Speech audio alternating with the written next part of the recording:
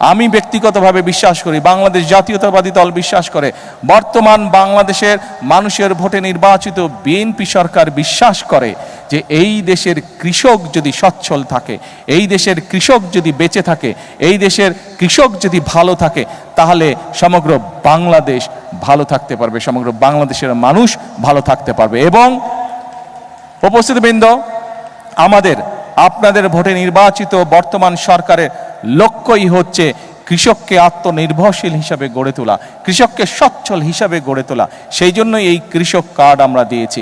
এরই ভিতরে আপনারা নিশ্চয়ই অবগত হয়েছেন যে এই কৃষক কার্ডের মাধ্যমে আমরা কৃষকের কাছে চেষ্টা করব ইনশাআল্লাহ সরাসরি 10টি সুবিধা পৌঁছে দিতে, যেই 10টি সুবিধার মাধ্যমে কৃষক তার অবস্থান অনেক ক্ষেত্রেই পরিবর্তন করতে সক্ষম হবে।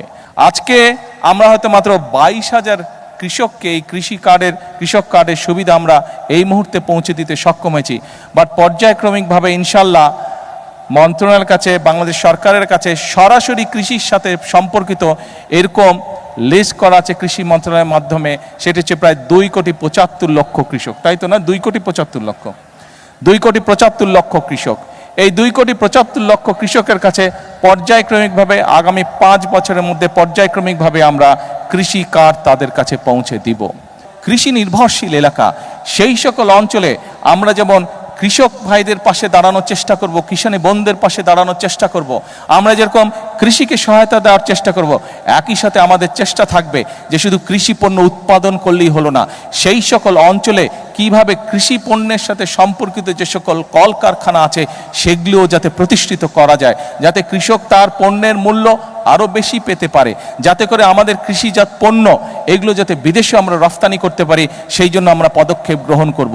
এবং আপনারা নিশ্চয়ই অনেকেই, সকলে না হলে অনেকেই, গতকাল বাংলাদেশের যে সকল ব্যবসায়ী এই কৃষিজাত পণ্যের ব্যবসার সাথে সম্পর্কিত, যাদের এরকম কৃষিজাত পণ্যের কলকারখানা আছে, তাদের সাথে বসলাম। প্রায় 4 ঘন্টা আমি তাদের সাথে বসেছি, তাদের সমস্যার কথা শুনেছি এবং অনেকগুলো সমাধানের চেষ্টা আমরা সরকারের পক্ষ থেকে আমরা চেষ্টা করেছি যে তাদের সমস্যার সমাধান, যাতে করে তারা আরও বেশি বিনিয়োগ করতে পারে, আরও বেশি মানুষকে সম্পর্কিত করতে পারে, আরও বেশি কৃষি পণ্য কৃষক ভাইদের কাছ থেকে কিনতে পারে এবং সেই সকল পণ্যকে ফিনিশ করার মাধ্যমে তারা বিদেশে রফতানি করতে পারে। তাতে করে একদিকে যেমন কৃষক ভাইদের সুবিধা হবে, একইভাবে দেশের জন্য আমরা মূল্যবান বৈদেশিক মুদ্রা পর্যন্ত আমরা অর্জন করতে সক্ষম হব।